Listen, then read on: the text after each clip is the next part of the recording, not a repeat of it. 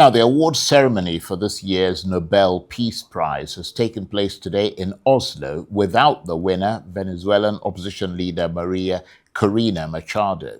She'd been planning to attend despite living in hiding for more than a year in her home country. But in the end, she was represented by her daughter, who accepted the prize on her behalf. In a speech, she told dignitaries that democracy must fight to defend freedom. My mother did everything to be here, and she's on her way. Her priority was to remain in Venezuela and be sure that she could return. And I am just incredibly grateful that I am most likely going to get the chance to give her that hug that we've been waiting for 2 years. And as I said, as we give that hug and as we embrace as a family that has been separated for years, we will think of those Venezuelans who are not able to do so yet, and we will not be detained until they all. Well, for more on this, I'm joined now on the line from London by Arise correspondent Lape Olarinoye. Good to see you, Lape. First of all, no show from the winner, but she's on her way. What's the story there? Well, yes, it's been a long time coming.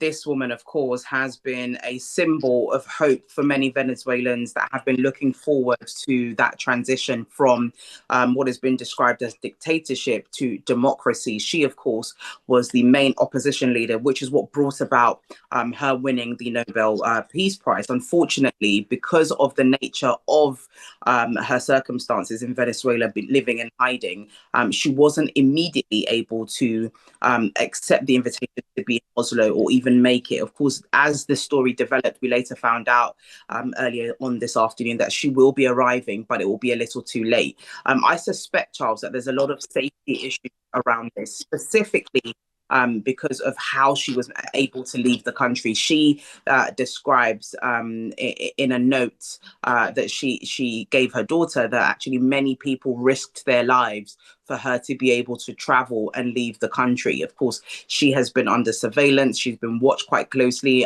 People trying to find out where she is.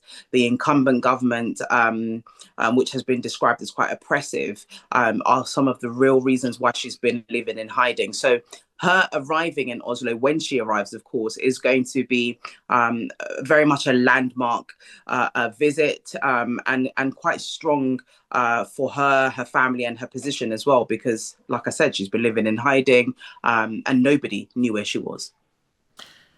And as we mentioned at the outset, we haven't heard from Miss Machado herself, but her daughter read her words at that ceremony. What do you make of the speech? The speech was an interesting one. It did lend a very much encouraging voice to her supporters. She spoke a lot about kind of democracy, the need for it, making sure that her supporters still feel very much encouraged, led by herself. This is something that has been a voice that they've needed to hear, specifically because a lot of her supporters, many of whom had been arrested as a result of the protests that followed the election results when Nicolas Maduro was announced president once again. Many of her supporters were arrested, imprisoned in some cases. And so this speech it lent them a voice of support, a much needed voice of reassurance. Like I said, many of them didn't know where she was. They didn't feel as though they were possibly supported anymore. And it's almost like following an imaginary leader. But that, of course, gave them hope.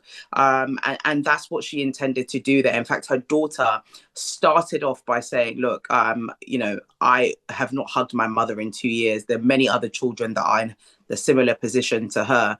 And this is, of course, a word of hope to them. So in a nutshell, it did provide a lot of hope. It provided the reassurance, and it kind of refueled them, re-energized them to continue this long fight.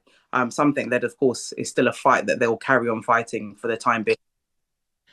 And presumably this award will make some difference to the people back in Venezuela in that regard. At the very least, it might inspire them.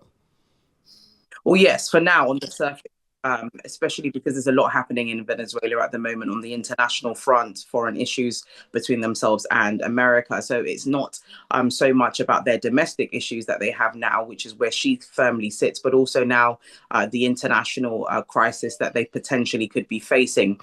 We know that domestically, or regionally, should I say, in Latin America, other presidents like that of Argentina, Paraguay, Panama, and so on have all gone to this Nobel Peace Prize award show to make sure that they stand in solidarity with Miss Machado. And they've done this, of course, to send a strong message, not just to her and Venezuela, but also to the regional area of Latin America, that they're firmly behind her.